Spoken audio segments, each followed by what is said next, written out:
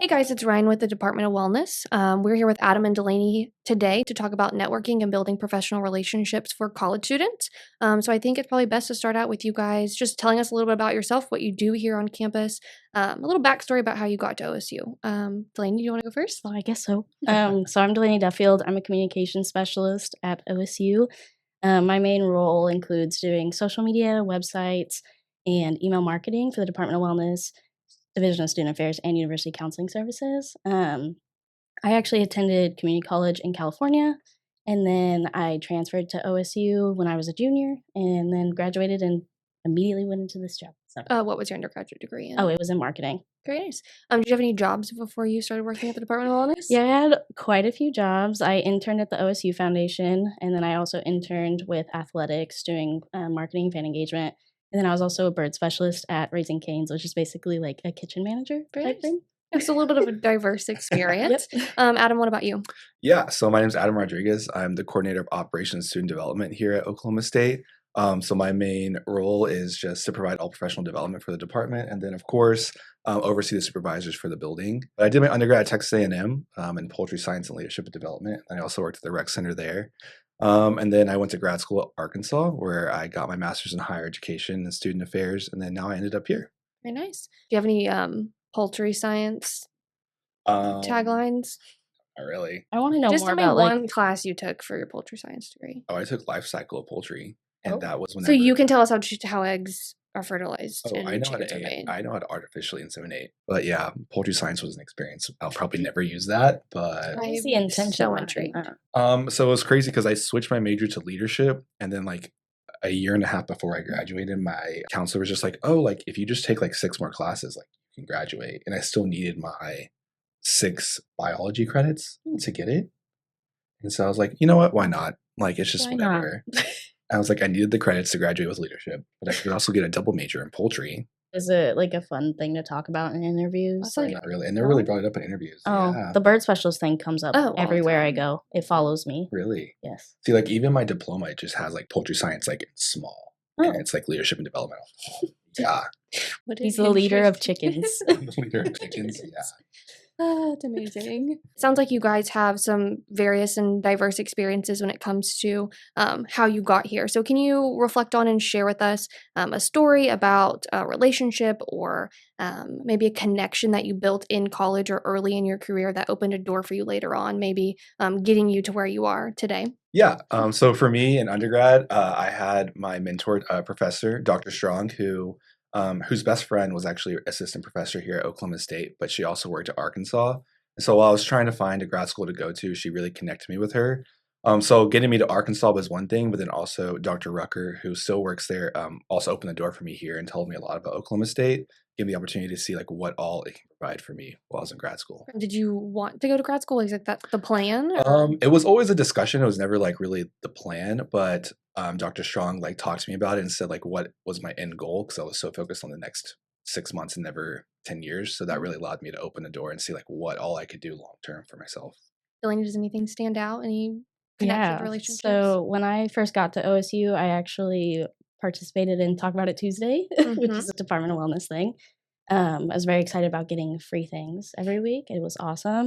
And that's how I made a connection with the Department of Wellness. So fast forward about 2 years when I was about to graduate. So I had a little over a semester left. My position now opened up, and the person I made the connection with, I messaged on LinkedIn and was like, hey, any chance I'd be willing to hire a student? You see that the only requirement is to have a bachelor's degree. I'm really close to that. Could you just ask for me? And so she went and asked my now boss about it, and she was like, if she's interested, please have her apply. Immediately after that, I sent the hiring manager an email and was like, here's my situation. I think I'd be a great fit for this. And having that connection really helped get me that interview, because I was not technically qualified for the role because the one thing was a bachelor's degree. So that one connection got me to where I literally am right now. That also speaks to just like the impact of taking a chance and advocating for yourself and being like, I Exactly. know on paper I'm not exactly what you're looking for, but like here are my strong suits and I'm Yep. willing to give this a try and get you now. I know. So just kind of building off that, maybe some tips or tricks or just advice on how students can start building a professional network, even if they don't have much work experience at that point in their undergraduate or in their career. Yeah, so I would definitely say talk with your professors. They really helped me make my connections. I mean, ultimately, they have worked in the field, they know people. Another thing, I was a CM, I think they call it an RA now. That actually helped a lot of my students because of the doors that I had open. I was able to just like push them through those doors as well. So, really, your peers, your RAs, anyone that's around you, that's your network, and they all know, hundreds of thousands of people. So really getting to know the people in your classes, your professors, just people around you will really help you out. Another big thing I think kind of building off of that is just like you network all the time, whether you know it or not.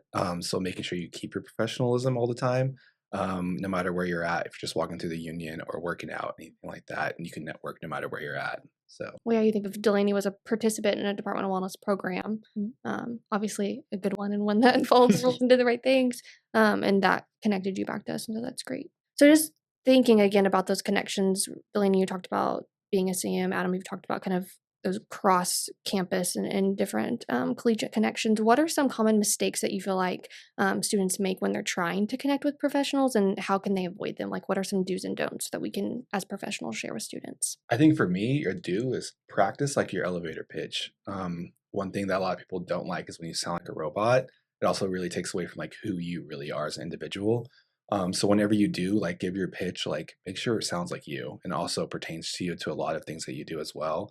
And then I think a don't for me is don't put on like a big facade for someone because long term down the road they're going to see like that wasn't really you, and you want to be your true authentic self no matter what. So That's like finding that balance. People mhm. joke about being like the personality hire, but you want to show some of that because you are advocating for yourself and you are, almost selling yourself for that position. But yeah, if you go too far to the left, then they're like, wait, who did we hire? Yeah. But yeah, finding that balance is really important. Delaney, anything to add? Yeah, I think the biggest mistake I made was kind of went out of my way to network as like a business transaction of like, oh, I'm going to this networking event. The goal is to meet as many people as possible, connect with them on LinkedIn, and hopefully they'll be my in my court. But ultimately, I learned nothing about them because I was so focused on meeting so many different people. I would treat it really just like relationship building of I'm going to this event, let me actually talk to people, get to know people, because ultimately if you go up, you're like, hi, I'm this person, this is what I do. And then you just kind of move on. I mean, they don't know really anything about you. So really finding someone and like building a connection with them, I think is really important. And I would suggest doing that. And it's a long term investment, Yeah. especially when you think about if you're entering a place like working in higher education. Like these are people who you could realistically work with for a Mhm. very long time, whether it's in your department or across campus. So really investing in that relationship and building that foundation. So, Yep. but it can be overwhelming when you're trying to build those connections, especially if you don't know what you want to do next. Yeah. Like if you're an undergraduate or even a graduate student who it just isn't sure the next move is, it can be like, I have to make as many connections as possible, but Yep. that's not always going to be what's most impactful for you. Thinking about kind of the age we are in now, with like LinkedIn, social media. Obviously, we will host events on campus, and there are in-person ways for students to make connections. But what are the best ways for students to make authentic connections when we're thinking about being online and kind of the age of connecting that way? Okay, so I'll actually tell a story from recent on LinkedIn. Someone reached out to me, definitely trying to sell me something. They were like, "Do you work in internal communications?" I was like, "No, I do not actually." But through that process, I checked out their LinkedIn and saw that they went to school in San Diego, which is where I grew up. And so I was like, "No, I don't work in these things." But like, are you from San Diego? It turned out we went to high school 15 minutes from each other. And we chatted for a while. He had just gotten engaged. I had just gotten married. So it actually ended. He gave me a $5 Starbucks gift card. To win. So I just recommend like you're gonna get a lot of people on LinkedIn that are just trying to sell you things. But why not just dig a little deeper and actually try to make a connection with them? Um, and not being afraid to reach out to people. If you're interested in a company or working for someone, reach out to them. They might not respond, but there's a chance that they will. And a lot of people want human connection. So they're more likely to respond to you and potentially give you a chance in the future. I think for me, I would say LinkedIn is great. I mean, it's just like a glorified online resume that anyone can really see. So whenever you do update your resume, like I would also say update your LinkedIn so that people can see that you are making progress, whether it's one little thing that you finished a semester or it's you graduated. Those are all big milestones. So LinkedIn's a great opportunity for that, but also like connect with whoever you interact with. Like I know when I started here, I connected with everyone in our department just because we all work together. So it's great for us to have that connection, whether it be online or in person too. So I also think about just from like a campus perspective, we're really focusing on like the ideal grad initiatives and they have the portfolio. And so I do think as a university, we're setting our students up to be more mindful of these things, whereas maybe previously that wasn't at the forefront just as things have like progressed. But also thinking about networking, like once you get to your professional job, like that just builds your morale, like having connections, whether again it's in your department or it's other people on campus or just out in the working world that you can connect with and just share that, I don't know, that shared experience of being a professional. Same with people who live on campus and they live in the same dorm, they're able to have that shared experience. That networking goes far beyond getting a job, but also maintaining that job and like maintaining your happiness in that job. So, just kind of wrapping things up and again reflecting on your experience, what is one thing that you wish you had known about networking when you were in college and like the importance of building those professional relationships?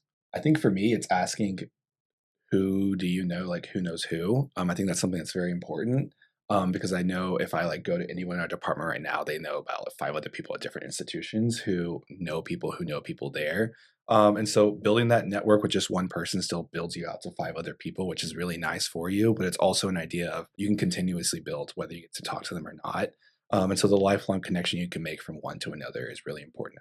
I think for me, I had a very opposite experience. Like I was a commuter student. I lived on campus my first semester. I didn't really make a lot of connections when I was in college, and I started working immediately after graduating with my bachelor's degree.